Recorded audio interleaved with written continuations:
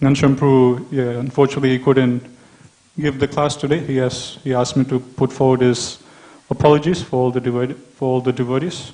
He has to be on the altar tonight and help with the decorations for tomorrow morning for Sharad Purnima. And before starting, he just asked me to share a few announcements, 3 announcements, and then he asked me to just continue reading from the CC. So the first announcement he asked me to share was that yes, tomorrow we're having Sharad Purnima, and there'll be a special flower dress darshan for Shri Shri Radha Gopinath tomorrow morning. And there'll be a slight change in the darshan times. So darshanati instead of 7:15 will be at 8:30. So Bhagavatam class will be before darshanati. Bhagavatam class will happen from 7:30 till 8:30. Then darshanati will be at 8:30. Special flower dress darshan tomorrow for the festival Sharad Purnima. Second announcement is that Krishna book reading classes will resume from tomorrow, given by Braj Prem Prabhu. So that will happen every Wednesday and Thursday nights. And this will happen from 7:30 p.m. onwards. So because Kartik Mass is starting tomorrow, so first from 7:30 till 7:50 we'll be offering the lamps for Damodar Mass. Then 7:50 till 8:45 or 8:30 we'll have Krishna book class, Wednesday and Thursdays. And CC classes, Caitanya Caritamrta classes will continue as usual on Mondays and Tuesdays. Again from 7:30 to 8:45. So our next Caitanya Caritamrta class will be the following Monday, the Monday of next week. Ghanshyam Prabhu will be back and he'll be giving the class. So those are the 3 announcements. So let's get started. So continue on reading from Madhya Leela, chapter 19, titled Lord Instructs Srila Rupa Goswami. So this is Madhya Leela, chapter 19, text 114. So that's where we stopped yesterday. So in this chapter, before the actual point or meeting point where Mahaprabhu starts instructing Rupa Goswami, a little bit of background is given into the story of the 2 brothers, Sanatana Goswami and Rupa Goswamis, how they were able to escape from acting as the ministers of the Muslim king and how they came to take shelter or surrender unto Mahaprabhu. So now from text 114 onwards, we'll see the instructions Mahaprabhu will give to Rupa Goswami. So, and all this is taking place at a place called Dasameda Gata. So Madhya Leela, chapter 19, text 114. Due to the great crowds in Prayag, Sri Chaitanya Mahaprabhu went to a place called Dasameda Gata. It was there that the Lord instructed Sri Rupa Goswami and empowered him in the philosophy of devotional service. Text 115. Sri Chaitanya Mahaprabhu taught Srila Rupa Goswami the ultimate limit of the truth about Lord Krishna, the truth about devotional service, and the truth about transcendental mellows, culminating in conjugal love between Radha and Krishna. Finally, he told Rupa Goswami about the ultimate conclusions of Srimad-Bhagavatam. So in the Bengal it's mentioned, Krishna Tattva, Bhakti Tattva, Rasa Tattva, Pranta, Sabhasi Kaila Prabhu, Bhagavata Siddhanta. So what were those things that Mahaprabhu instructed to Rupa Goswami? Number 1 was Krishna Tattva, the science about Krishna. Number 2, Bhakti Tattva, science about devotional service. Then Rasa Tattva, about the mellows, transcendental mellows of Bhakti. And lastly, he taught him about Bhagavata Siddhanta, the conclusions, the essence of Srimad-Bhagavatam. So all these different tattvas, we'll see Rupa Goswami discussing this in his book, Bhakti Rasamrita Sindhu, which Srila Prabhupada has given a summary study as Nectar of Devotion. Sri Chaitanya Mahaprabhu taught Rupa Goswami all the conclusions he had heard from Ramananda Roy and duly empowered him so that he could understand them. So this is a 5th subject matter Mahaprabhu taught Rupa Goswami, and that was whatever confidential topics Mahaprabhu was discussing with Ramananda Roy earlier on in the South India tour. All those topics, again, Mahaprabhu will summarize and explain them in essence to Srila Rupa Goswami. And Rupa Goswami will then later on compose all of these different teachings of Mahaprabhu into books for all of humanity. By entering the heart of Rupa Goswami, Sri Chaitanya Mahaprabhu empowered him to ascertain properly the conclusions of all truths. He made him an experienced devotee whose decisions correctly agreed with the verdicts of the disciplic succession. Thus, Sri Rupa Goswami was personally empowered by Sri Chaitanya Mahaprabhu. So not only did Mahaprabhu, externally just instruct him in all these different sciences, the science of Bhakti, the science of Krishna Tattva, the science of Srimad-Bhagavatam, the science of the different rasas, mellows of devotional service, but also Mahaprabhu empowered him to understand the essence of all these different tattvas, and he also empowered him to later on compose books explaining about these different tattvas. So from this we understand that for us to be able to do anything, for us to be able to understand anything about bhakti, devotional service, do any spiritual activity, we need the divine empowerment from the Lord. Without His sanction, without the special empowerment from the Lord, we can't understand anything based on our own endeavor. Text 118, in his book, Caitanya Caritamrta, Kavi Karnapur, the son of Sivananda Sain, has elaborately described the meeting between Sri Rupa Goswami and Sri Chaitanya Mahaprabhu. In the course of time, the transcendental news of Krishna's pastimes in Vrindavan was almost lost. To enunciate explicitly those transcendental pastimes, Sri Chaitanya Mahaprabhu empowered Srila Rupa Goswami and Sanatana Goswami with the nectar of his mercy to carry out this work in Vrindavan. So this confidential service of reviving all the lost pastime places of the Vrajvasis of Krishna in Vrindavan, Mahaprabhu, he delegated that service to the Goswamis, to Sanatana Goswami and Rupa Goswami specifically. From the very beginning, Srila Rupa Goswami was deeply attracted by the transcendental qualities of Sri Chaitanya Mahaprabhu. Thus he was permanently relieved from family life. Sri Rupa Goswami and his younger brother Vallabha were blessed by Sri Chaitanya Mahaprabhu. Although the Lord was transcendently situated in his transcendental eternal form at Prayag, he told Rupa Goswami about transcendental love of Krishna, transcendental ecstatic love of Krishna. The Lord then embraced him very fondly and bestowed all his mercy upon him. Indeed, Srila Rupa Goswami, whose dear friend was Swarup Damodar, was the exact replica of Sri Chaitanya Mahaprabhu, and he was very, very dear to the Lord. Being the embodiment of Sri Chaitanya Mahaprabhu's ecstatic love, Rupa Goswami was naturally very beautiful. He very carefully followed the principles enunciated by the Lord. And he was a competent person to explain properly the pastimes of the Lord. Sri Chaitanya Mahaprabhu expanded his mercy to Srila Rupa Goswami just so he could render service by writing transcendental literatures. So again, in this verse we see how the disciplic succession works, how the parampara system works. In this verse it's explained by, this is taken from Caitanya Caritamrta by Kavi Karnapur, the son of Sivananda Sain. So in that book, Kavi Karnapur is explaining that Srila Rupa Goswami, he was just like an exact duplicate of Sri Chaitanya Mahaprabhu. So this is how the disciplic succession works, that if the disciple of the Guru, if he just strictly and sincerely accepts the instructions of his spiritual master into his heart and strictly follows his example, okay, my spiritual master taught me to do this, my spiritual master taught me to do this, if he strictly carries out those instructions and remembering the practical example of his spiritual master, if he follows in his footsteps, then that disciple, he becomes as an exact replica of his Guru Maharaj. And because of his sincerity in strictly following his spiritual master's example, he becomes just as empowered as his own spiritual master. And that's what Kavi Karnapur is saying here. That Sri Rupa Goswami was an exact replica of Sri Chaitanya Mahaprabhu. Why? Because he carefully followed the principles enunciated by the Lord. So whatever principles Mahaprabhu taught, by his example, by his preaching, Rupa Goswami carefully noted down, and he very strictly carried out all those instructions, carried out all those principles taught by Mahaprabhu. In that way, he became competent to properly explain the pastimes of Radha Krishna, properly explain the science of bhakti in his books, and he became just like an exact replica of Mahaprabhu.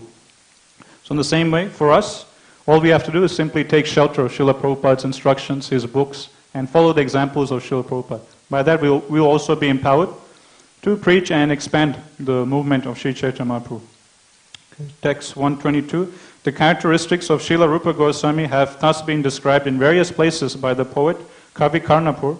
An account has also been given of how Sri Chaitanya Mahaprabhu bestowed his causeless mercy upon Srila Rupa Goswami and Srila Sanatana Goswami. Srila Rupa Goswami and Sanatana Goswami were the objects of love and honor for all the great stalwart devotees of Sri Chaitanya Mahaprabhu. So it's not that these two brothers, Rupa and Sanatana Goswami, it's not like they were just very dear to Mahaprabhu, but also they were great objects of affection, love and honor from all the devotees and all the associates of Mahaprabhu. So this is something we can aspire from. Like it's given in the Shastras that a Kanishtadhikari, he's one who has a lot of bhakti for the Lord. So he has a lot of love and devotion for Krishna, Radharani, Jagannath, Gauranitai, so on and so forth. But when it comes to other devotees, he is unable to properly associate with other devotees, and he is unable to properly appreciate the value of Krishna's devotees. Madhyamadhikari, who we should all aspire to become like, he has love and devotion for Krishna, but at the same time he has equal love and devotion for all the Vaishnavas, for all the devotees. And he understands the importance and the value of all the devotees.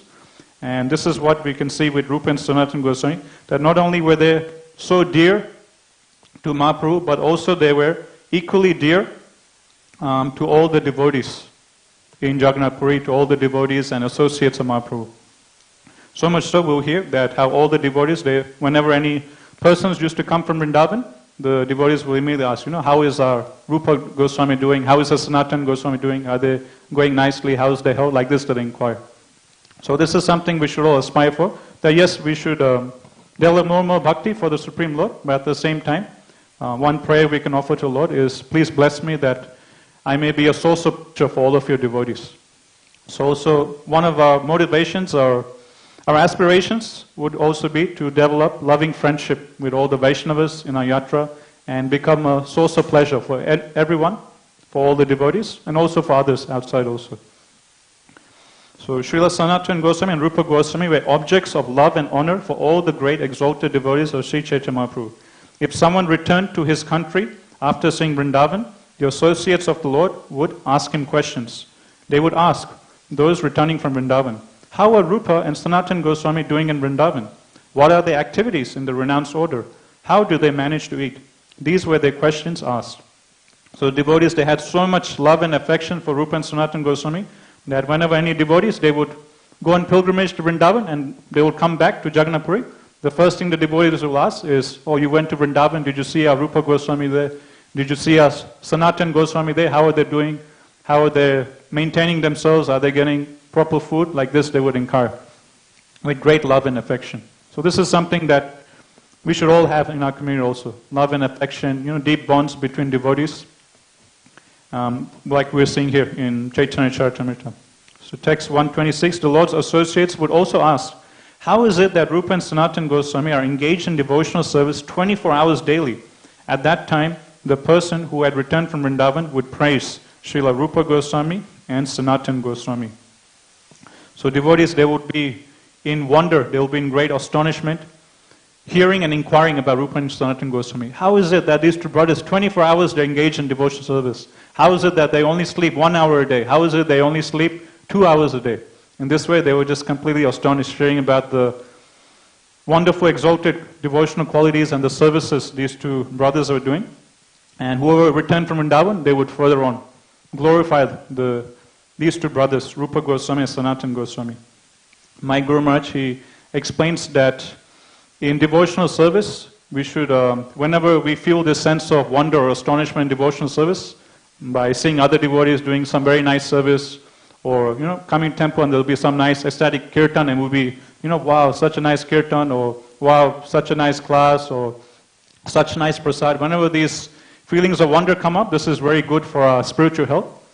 And also my Guru Maharaj explains that whenever we see any exemplary or very amazing devotional service performed by a particular devotee, like a particular devotee is doing such nice service in the kitchen, cooking such nice amazing prasad, or a devotee being so learned in the Shastras, or being so good at singing, dancing, so on and so forth. So whenever we see any exalted display of devotional service being performed by a particular devotee, we should always ask ourselves two questions. Question number one, we should ask ourselves is, what is the consciousness of this devotee by which he is able to do such amazing service, how is his mind working, how is his intelligence, consciousness, what level must his consciousness be, by which he is able to do such exemplary, exalted service.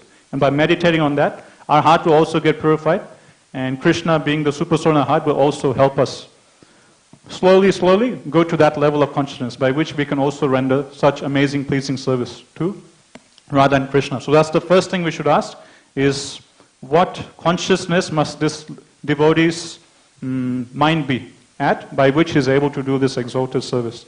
Second question we should ask, whenever we see any devotee doing amazing service, is which other devotee is this devotee connected to, by whose empowerment, by whose mercy is able to do such amazing service. So a particular devotee will be doing very nice cooking, or might be very learned in the Shastras, very scholarly.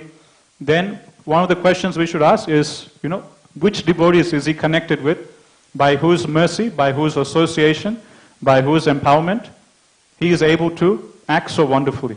Okay, so this devotee's spiritual master is this person, this devotee's mentor is so-and-so, this devotee, he hangs out with these devotees.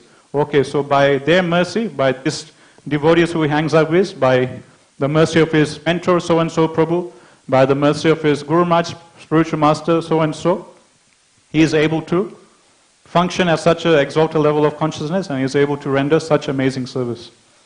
So in this way, my Guru Maharaj explains, this should be our meditations whenever we see any exemplary display of devotional service rendered by other devotees. And he explains that this is one of the sports of devotees. So everyone has different sports they like. Some people out there, they love to play cricket, they like to play tennis, or they like to play, chess, and so on. So different people have different hobbies, they have different sports they like to play.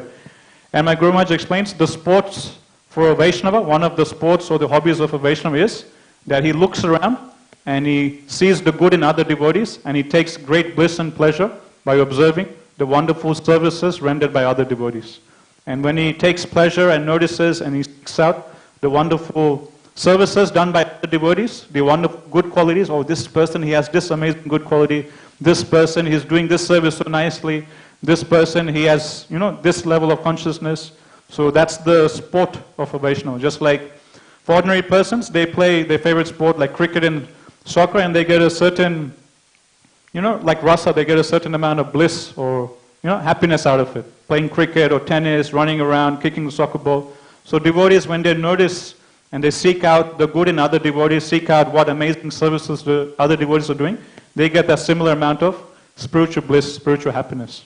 And while they're getting this happiness, my Guru Maharaj explains, these two questions we should ask ourselves, that what must this devotee's consciousness be by which he is able to do such amazing service? And secondly, which devotees is this devotee connected with, by whose association, by whose empowerment he is able to do such amazing service?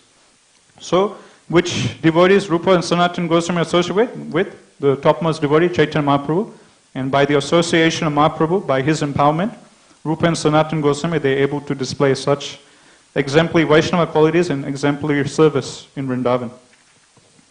So the Lord's associates would also ask, how is it that Rupa and Sanatana Goswami are engaged in devotional service 24 hours daily? At that time, the person who had returned from Vrindavan would praise Srila Rupa Goswami and Sanatana Goswami. The brothers actually have no fixed residence. They reside beneath trees, one night under one tree, and the next night under another.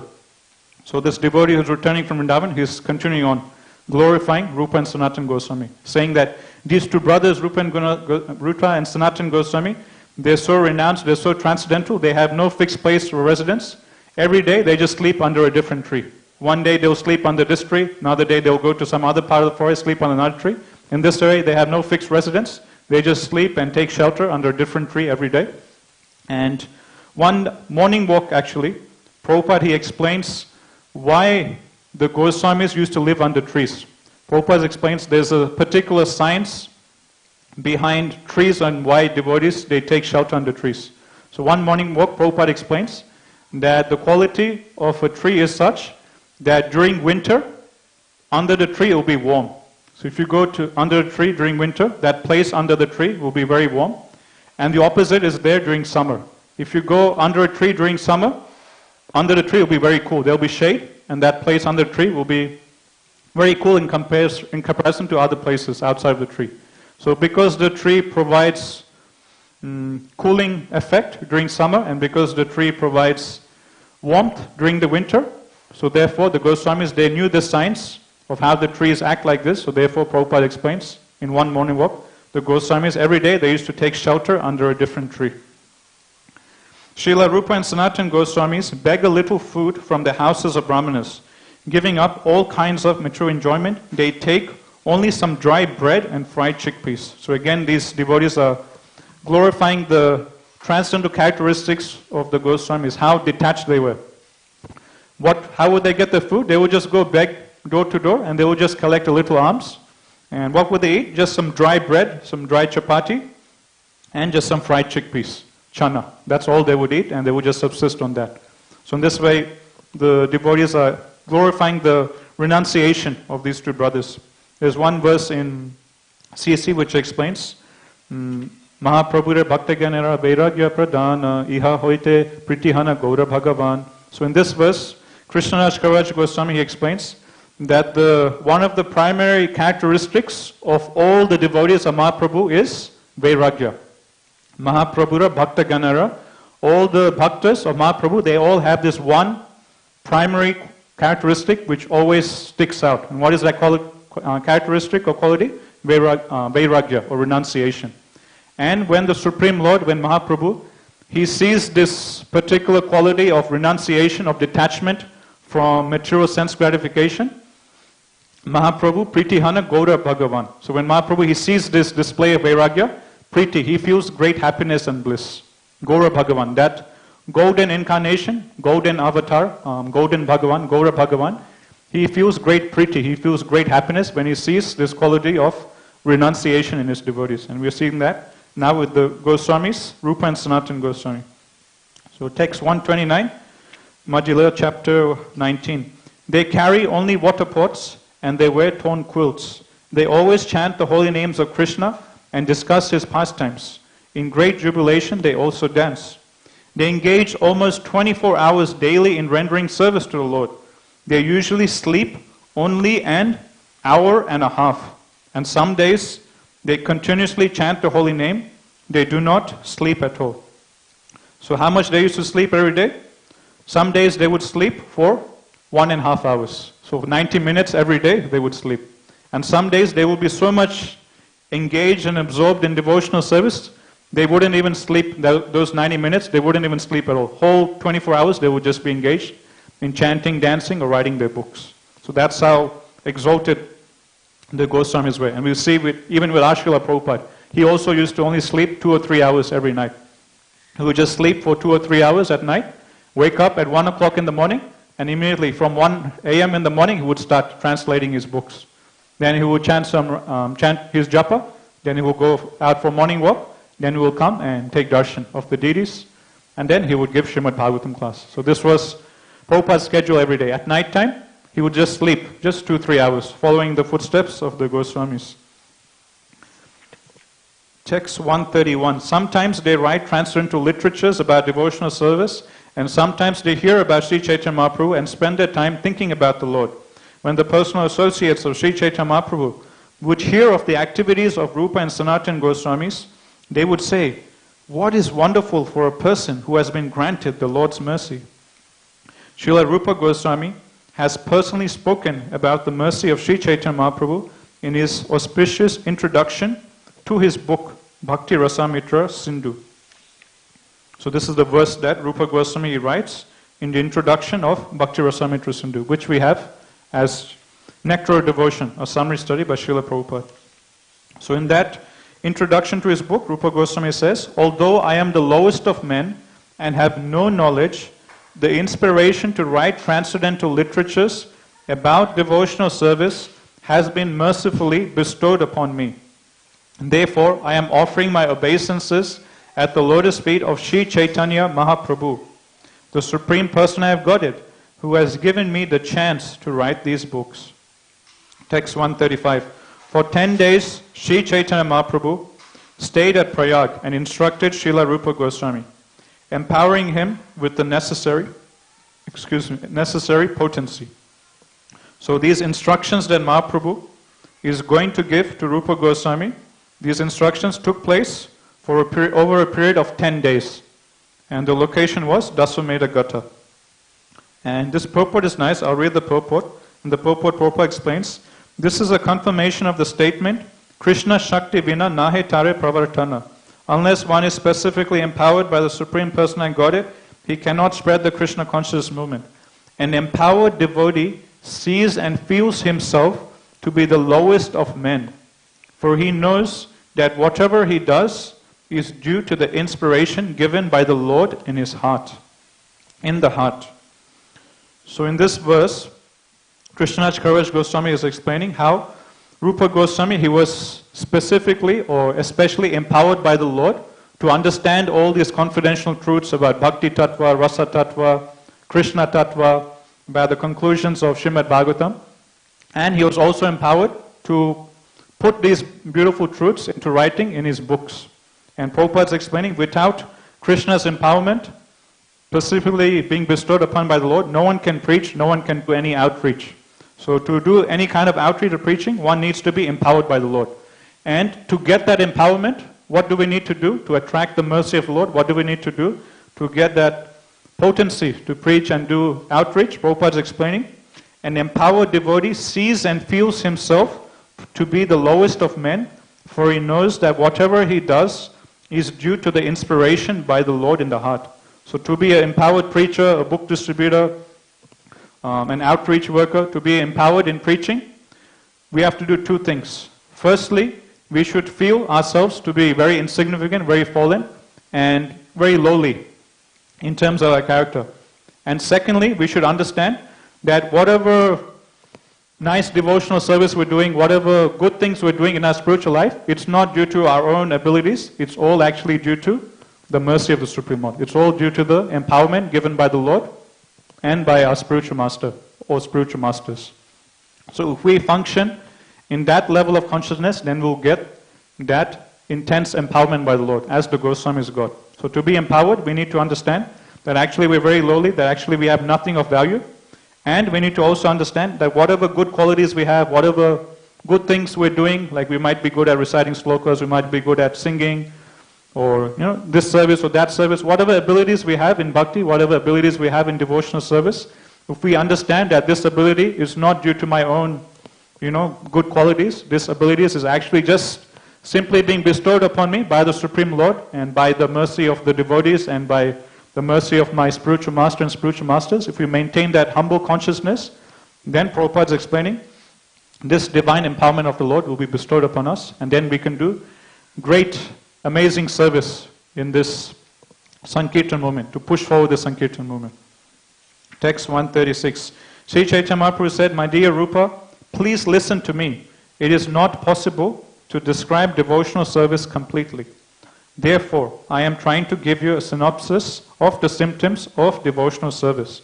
So now Mahaprabhu will start instructing Rupa Goswami. So far, we've heard about the glories of Rupa and Sanatana Goswami. What were the glorious qualities by which Mahaprabhu is empowering them and giving them instructions? Now the exact instructions will start here from text 136 onwards. So text 137, this is Chaitanya Mahaprabhu speaking to Rupa Goswami. So Mahaprabhu is explaining that the ocean of the transcendental mellows of devotional service is so big that no one can estimate its length and breadth. However, just to help you taste it, I am describing just one drop. So whatever verses Mahaprabhu will now speak, more than 100 verses about the science of bhakti, Mahaprabhu is saying that all these verses I'm going to talk to you now about the essence of devotional service is just one drop in the ocean of devotional service. So that's how great and vast and unlimited the science of bhakti is. But Mahaprabhu, to help us understand a bit about the inconceivable science of bhakti, Mahaprabhu is saying, I will take one drop from this ocean of bhakti and I will analyze this one drop and I will explain the qualities of this one drop, and then you further elaborate this in your books.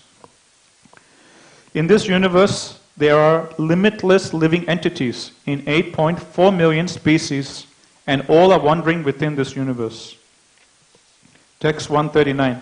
the length and breadth of the living entity is described as 1/10,000th of the tip of a hair. This is the original subtle nature of the living entity. If we divide the tip of a hair into 100 parts, and then take one of these parts and divide it again into 100 parts, that very fine division is the size of but one of the numberless living entities. They are all chit kana, particles of spirit, not matter. If we divide, so these are different references given in the Shastra, being quoted by Mahaprabhu, which explain the size of the soul. So again, another verse Mahaprabhu quotes in 141. Then in 142, Mahaprabhu says, text 142, Lord Krishna says, among minute particles, I am the living entity. Then text 143, this is a verse from Srimad-Bhagavatam, 10th canto, chapter 87, text 30. O Lord, although the living entities who have accepted material bodies are spiritual and unlimited in number, if they were all pervading, there would be no question of their being under your control. If they are accepted, however, as particles of the eternally existing spiritual entity, as part of you, who are the Supreme Spirit whole, we must conclude that they are always under your control. If the living entities are simply satisfied with being identical with you as spiritual particles, then they will be happy being controllers of so many things. The conclusion that the living entities and the Supreme Personality Godhead are one and the same is a faulty conclusion. It is not a fact. Text 144. The unlimited living entities can be divided into two divisions, those that can move and those that cannot move. Some living entities that can move are birds, aquatics, and animals. Text 145. Although the living entities known as human beings are very small in quantity, that division may be still further subdivided, for there are many uncultured human beings like Nachas, Pulindas, Bodhas, and Sabaras. So, how does Mahaprabhu start off with his instructions? Rupa Goswami explains that there are innumerable, unlimited living entities in this universe. And these unlimited living entities, they can be divided into 8.4 million species of life. So there's 8.4 species of life, and all these minute atomic living entities, jivas, whose size is 1/10,000th of the tip of a hair, they all take bodies in these 8.4 million species of life. Now among these 4 million species of life, Mahaprabhu is explaining, there is the species of human beings. And there is 400,000 different varieties of human beings. And among human beings, Mahaprabhu is explaining, there is, most of them, they will be classified, or a lot of them will be classified as Nachas, Plundas, Bodhas, and Sabaras. So uncultured human beings who aren't following Vedic culture. Then there will be other class of human beings, Mahaprabhu explained in 146. Among human beings, those who are followers of Vedic principles are considered civilized. Among these, almost half simply give lip service while committing all kinds of sinful activities against these principles. Such people do not care for the regulatory principles. So among human beings, Mahaprabhu has divided them into two parts. One is those who are uncivilized, those who are civilized. Then again, among the civilized human beings, Mahaprabhu will make further divisions. Among the followers of Vedic knowledge, most are following the process of fruitive activity and distinguishing between good and bad work. Out of the many such sincere fruitive actors, there may be one who is actually wise. Out of many millions of such wise men, one may actually become liberated, mukta. And out of many millions of such liberated persons, a pure devotee of Lord Krishna is very difficult to find. So first Mahaprabhu is explaining, among human beings there's the civilized, uncivilized, and among civilized persons, there's a lot of workers who are following Vedic principles, but for acquiring material things, sense gratification, attaining the heavenly planets, so on and so forth. And greater than them, there's the jnanis. And then Mahaprabhu is explaining, out of many millions of such jnanis, or out of many millions of such liberated souls who have attained impersonal liberation by taking the path of jnana, one may be a pure devotee of the Lord. So in this way, Mahaprabhu is explaining about the rarity of a Krishna Bhakta. A devotee among many millions and millions of liberated personalities, one will find one Krishna Bhakta, one will find one Vaishnava. So to get the association of a Vaishnava, to have the Sangha of a devotee is so rare. among many millions and billions of living entities, one will be fortunate enough to get the association of devotee of the Lord. So we should never take the Sangha of all the devotees around us. We should understand this fact that devotees are so rare that they're not just one among 100, devotees are not one among 1,000, devotees are not one among 1,000,000, but devotees are one among billions, one amongst trillions. It's very rare to find a devotee of the Lord. But we're so fortunate, Prabhupada has created this International Society for Krishna Consciousness by which everyone can come to a temple and take the Sangha of Krishna's devotees. Because a devotee of Lord Krishna is desireless, he is peaceful. Fruitive workers desire mature enjoyment, jnanis desire liberation, and yogis desire mature opulence. Therefore, they are all lusty and cannot be peaceful. So this is a famous verse from CC. Prabhupada used to often quote, Krishna bhakta niskamata eva santa bhukti mukti siddhi kami sakaliya santa. So in this verse Mahaprabhu is explaining that only the devotee of the Lord, only the Krishna bhakta, only he is happy, only he is peaceful. Everyone else, the yogis, the jnanis, the karmis, all of them, they're always distressed in mind. None of them are happy. Why? Because they have mature desires. The karmis, they have mature desires. Even the jnanis, they also have mature desires because they want to merge into the effulgence of Supreme Lord. And even the yogis, they also have mature desires. They want to attain siddhis and become like Krishna also. So because they have these mature desires, Mahaprabhu is explaining, they can never be happy, they can never be peaceful in mind. On the other hand, the bhakta, the devotee of the Lord, because he has no mature desires, he's always acting for Krishna's pleasure, he will always be peaceful and he will always be happy in his spiritual life. So this is the secret to happiness, Mahaprabhu is explaining. Secret to happiness is when we give up all of our mature desires and we make our desires one with the desires of the Supreme Lord, and when we make our desires in one with the desires of our spiritual master, Srila Prabhupada. O great sage. So this is another famous verse Mahaprabhu is quoting from Srimad-Bhagavatam, Canto 6, Chapter 14, text number 5. Muktanam api siddhanam narayana parayana sudallabha prasantatma kotisu api mahamune. O great sage, out of many millions of materially liberated people who are free from ignorance, and out of many millions of siddhas who have nearly attained perfection, there is hardly one pure devotee of Narayan. Only such a devotee is actually completely satisfied and peaceful. Text 151. According to their karma, all living entities are wandering throughout the entire universe.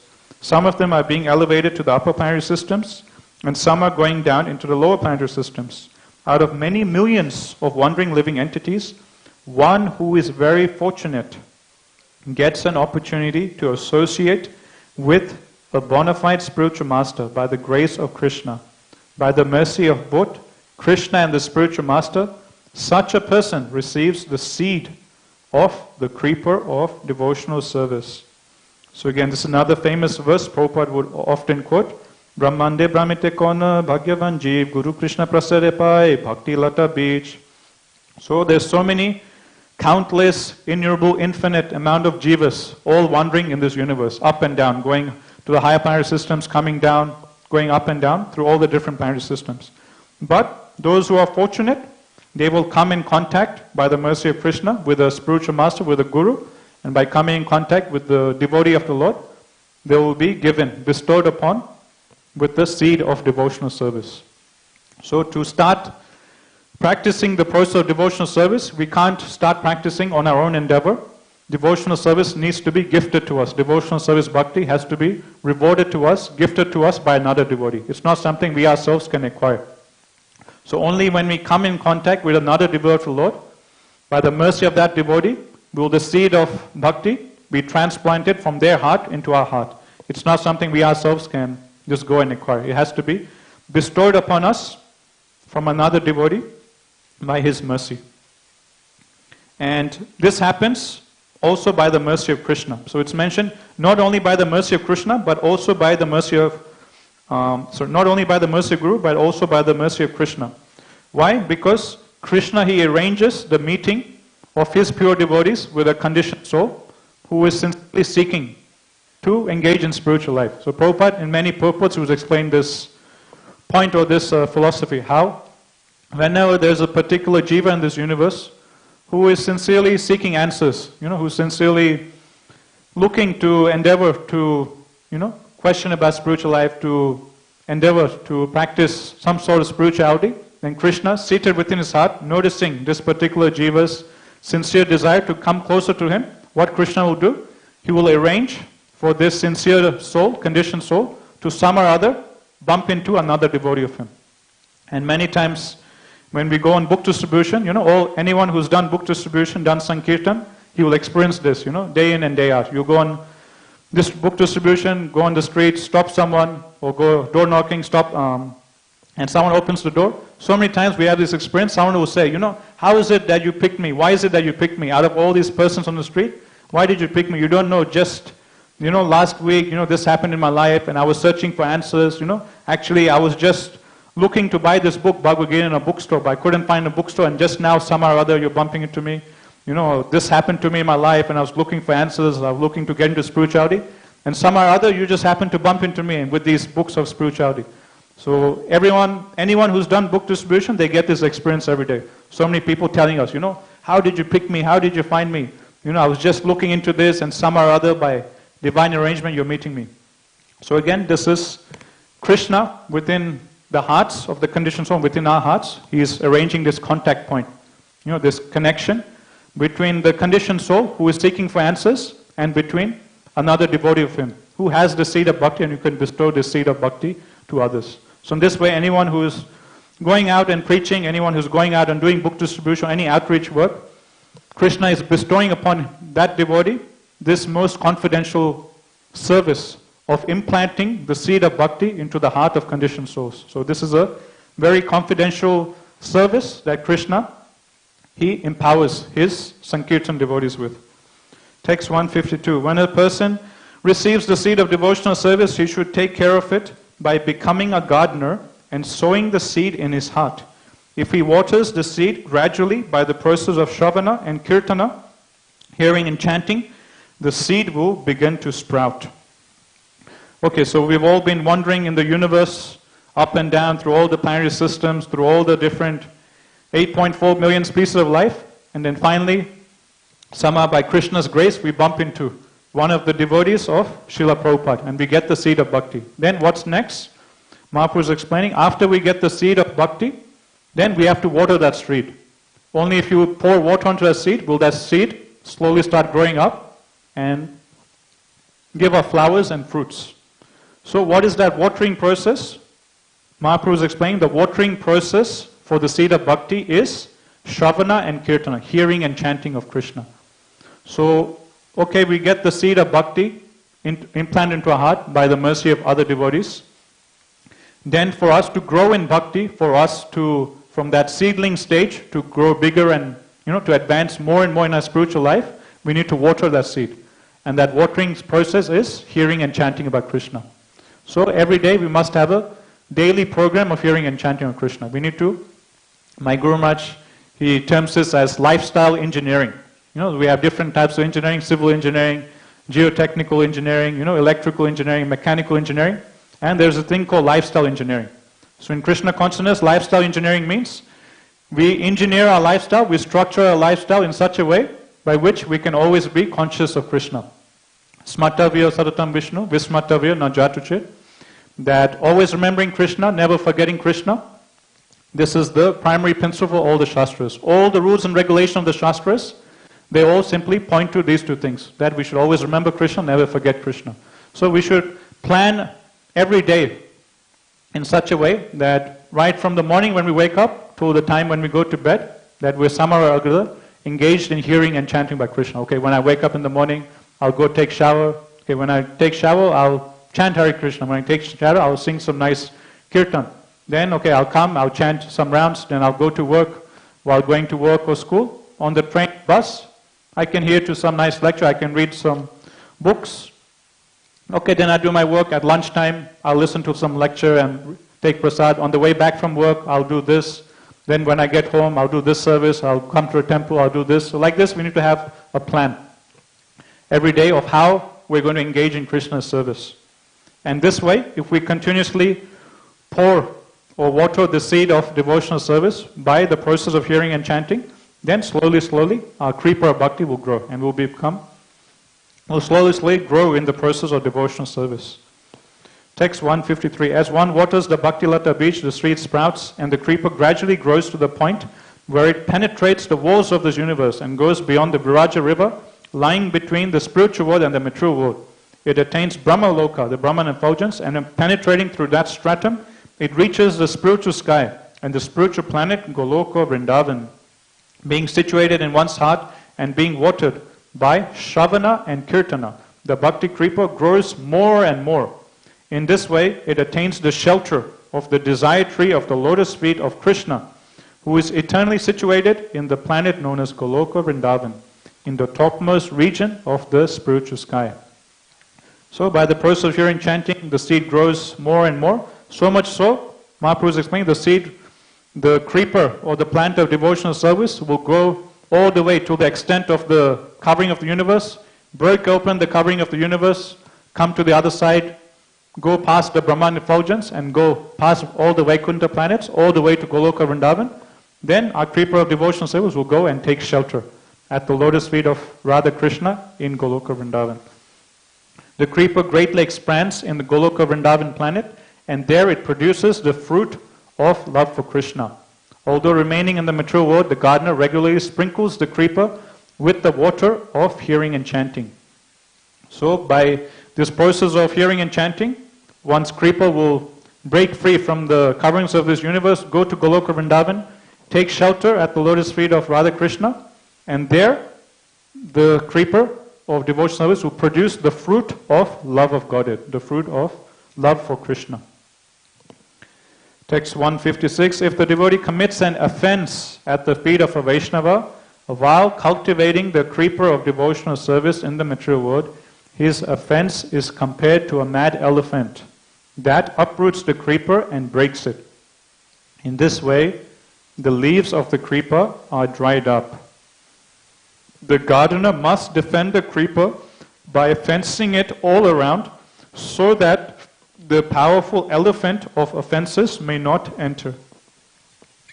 So, now Mahaprabhu, he's giving a caution. He's saying, okay, if you follow bhakti nicely, if you just regularly, daily hear and chant about Krishna, okay, you'll advance spiritually and you'll attain love of God. You'll attain Goloka Vrindavan.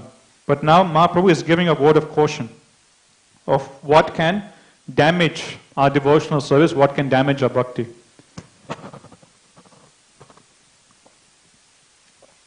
And what is it that we should look out for that might harm our devotional life, that might harm our spiritual life? That is offenses.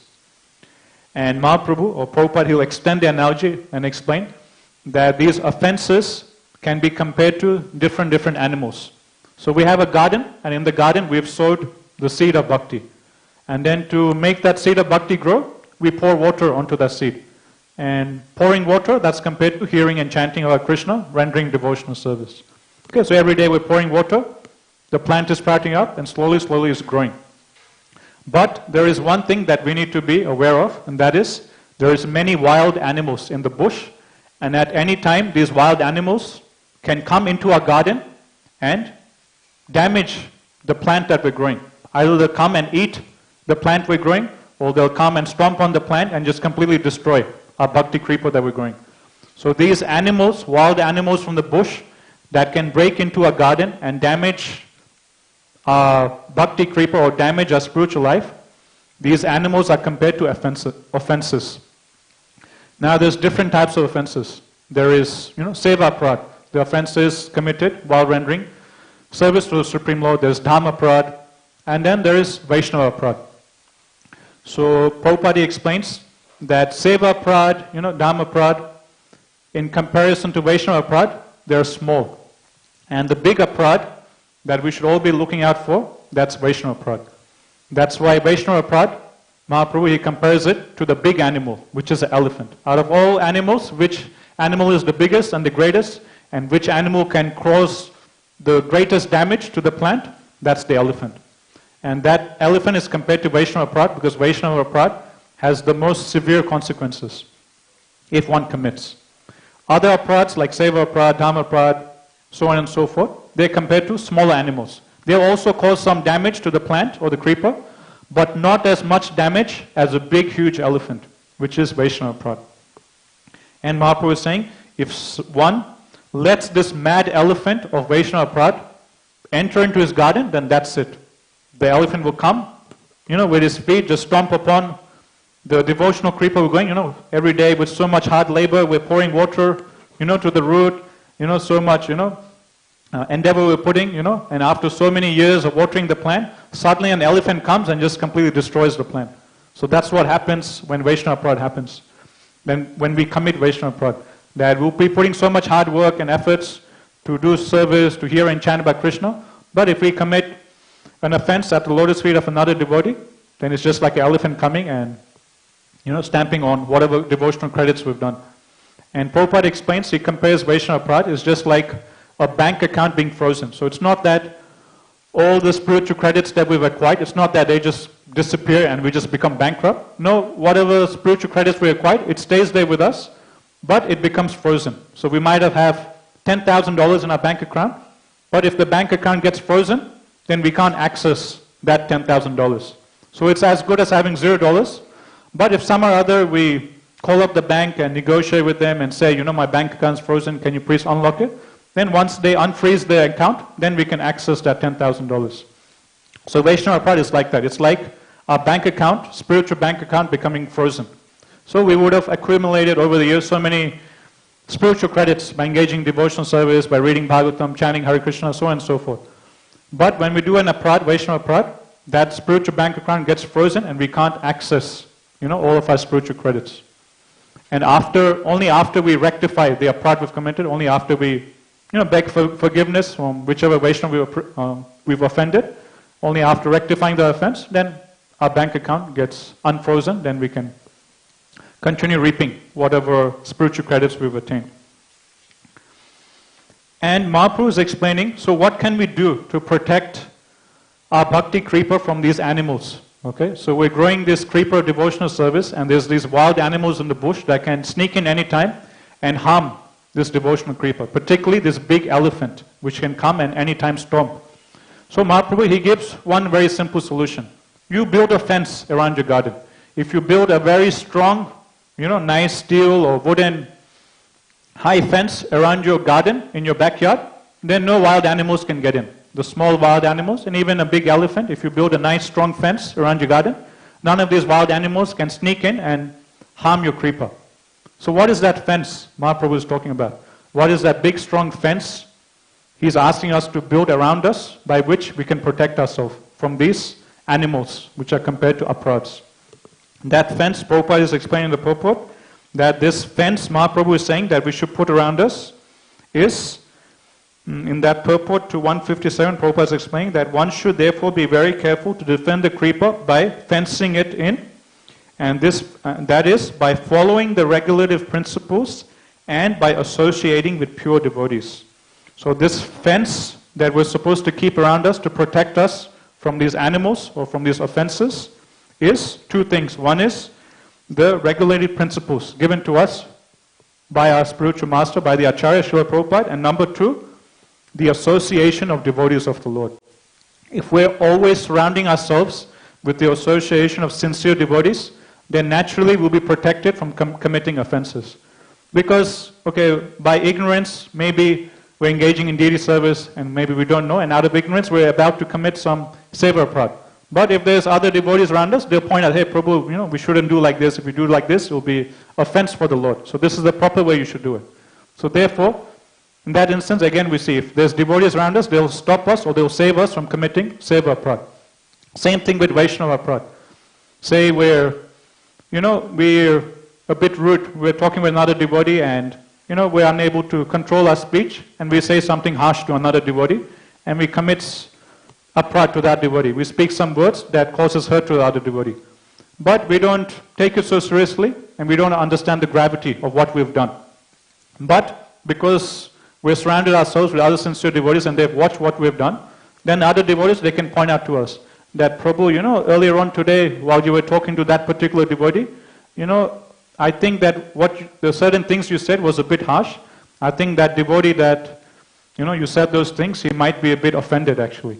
So I think maybe best if you go and apologize and beg for any apparent offense. So in this way, Mahaprabhu is explaining, Prabhupada is explaining, if we keep this fence of sadhu sangha, if we always surround ourselves with sincere devotees of the Lord, then these sincere devotees of the Lord who we surround ourselves with, they will protect us from these animals, from these offenses. From offenses against the deity, from offenses against the Dham, from offenses against the other Vaishnavas. And this is one problem that Bharat Maharaj he faced. The Acharyas explained in 5th canto. Bharat Maharaj, he was such a great, exalted devotee of the Lord. He gave up, renounced his whole family, kingdom, and he went and took the renounced sword of light. And he was situated at the platform of Bhava Bhakti, the preliminary stage of love of Godhead. But the Acharyas explained there was one fault with Bharat Maharaj's practice of bhakti. That was, he didn't have any devotees around him. And that's why, when he became attached to the deer, he couldn't himself figure out that, hey, I'm neglecting my bhakti and I'm becoming materially attached to this deer. The Acharyas explained, if Bharat Maharaj had other devotees around him, then the other devotees could have pointed out to Bharat Maharaj that, Prabhu, I think you're getting a bit too attached to this deer. I think you're neglecting your sadhana. I've seen for the last few days you haven't been chanting your 16 rounds. I see that you're not reading Bhagavatam anymore. I see that you're not coming for classes. It seems that you're slackening in your devotional service, Prabhu. I think you're becoming a bit too attached to this deer. So, with Bharat Maharaj's case, there wasn't any devotee around him to correct him. There wasn't any devotee around him to give him guidance. So therefore, he just went with his mind. He thought, mind will always tell us that whatever we're doing is right. Even though we might be doing something wrong, the nature of the mind or the false ego is such that the mind will always convince us that whatever we're doing is right, even though we might be doing something wrong. Therefore, Prabhupada is explaining, Mahaprabhu is explaining that we should always protect ourselves by keeping ourselves in this fence of sadhu sangha, in this fence of devotees, sincere devotees of the Lord. My Guru Maharaj, he mentions that the more guidance we have of wonderful senior devotees, the more wealthy we are in bhakti. So the more nice, sincere devotees we have around us, whom we can take shelter of, whom we can take guidance from, the more wealthy we are in bhakti. Text 158. Sometimes unwanted creepers, such as the creepers of desires for material enjoyment and liberation from the material world, grow along with the creeper of devotional service. The varieties of such unwanted creepers are unlimited. Some unnecessary creepers growing with the bhakti creeper are the creepers of behavior unacceptable for those trying to attain perfection. Diplomatic behavior, animal killing, mundane profiteering, mundane adoration, and mundane importance. All these are unwanted creepers. So the first thing Mahaprabhu says we should be aware of or careful of is the animals, the wild animals, which are compared to offenses, which might break into the garden and cause damage to the plant. The second thing Mahaprabhu explains we should be careful of is the weeds. So anyone who's done gardening knows that you garden, you arrange a nice garden, but after some time, some or other, some weeds will also creep up. And these weeds, what they'll do, they will, whatever water we're pouring onto the actual plant, rose plant, this plant, and so on, these weeds, instead of that water going to the rose plant or going to that, apple plant or whatever plant we're growing, these weeds will suck up that water, which is actually meant for the flower tree or the fruit tree. So that's compared to the weeds. And these weeds are compared to unwanted creepers, things that we should stay away from. So what are these unwanted creepers or weeds which will also sprout up along with the tree of bhakti? They're compared to anarthas. And how many anarthas are there? Mahaprabhu is explaining the varieties of such unwanted creepers or weeds that grow in the garden or devotional service are unlimited. So there is unlimited anarthas we can all have. There's unlimited material desires we can have, unlimited anarthas we have. But Mahaprabhu says, out of these unlimited anarthas, unlimited material desires, 6 are prominent. What are those 6 prominent anarthas? In text 159, Mahaprabhu points out these 6 prominent anarthas that we should all watch out for and that we should all cut off. So anyone who's done gardening, whenever someone does gardening, if he notices certain weeds growing, as soon as he notices a weed growing, one has to uproot that weed. Otherwise that weed will cause damage to the fruits or the flower trees is growing in the garden. So these 6 prominent anarthas, Mahaprabhu says we should all be careful of is Nisadachara. Nisadachara is behavior not to be exhibited by a person desiring to becoming perfect. Another one is, second is kutinati. Kutinati is diplomacy or duplicitous behavior. Third anartha is jiva himsa.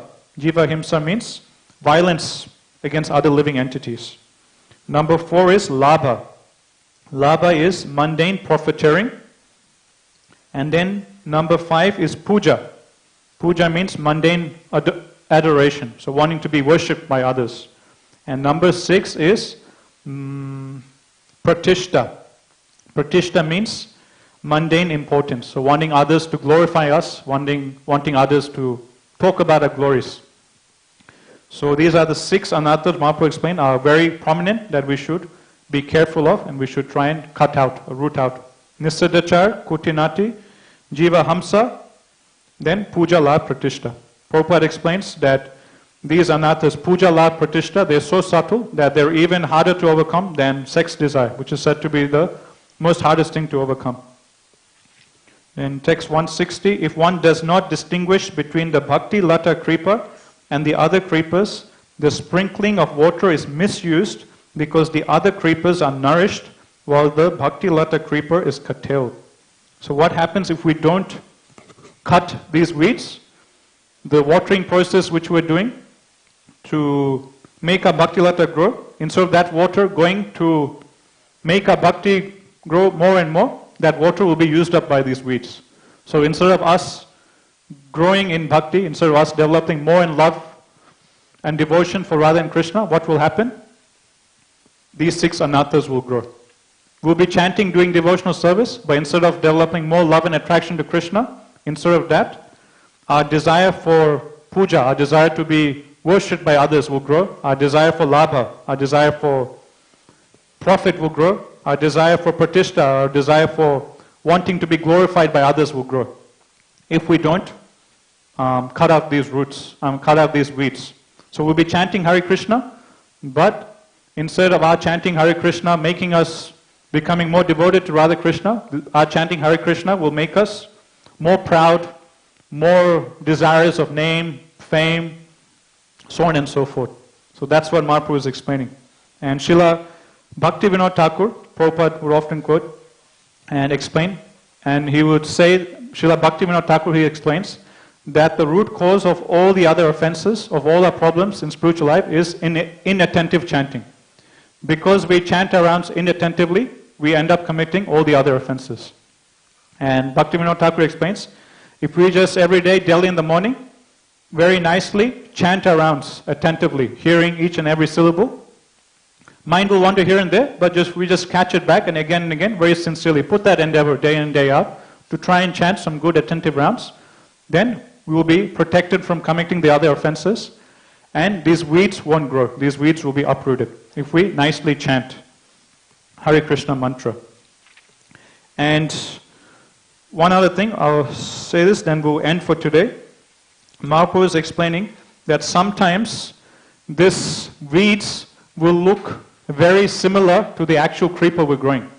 So anyone who's done gardening will he'll notice this, that in the garden there will be certain flowers he's growing. He's growing some, jasmine, frangipani, roses, so on and so forth. But along with that, some weeds will grow. And if someone is not expert in the science of gardening, he won't be able to tell what is actually a weed and what is actually a proper plant. The weed looks very similar to the actual plant.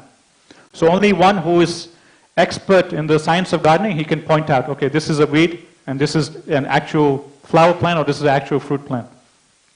So, as neophyte devotees, Prabhupada explains that for most of us, we don't have that spiritual capacity to find out, using our own intelligence, what is actually a weed in our heart, what is actually anartha.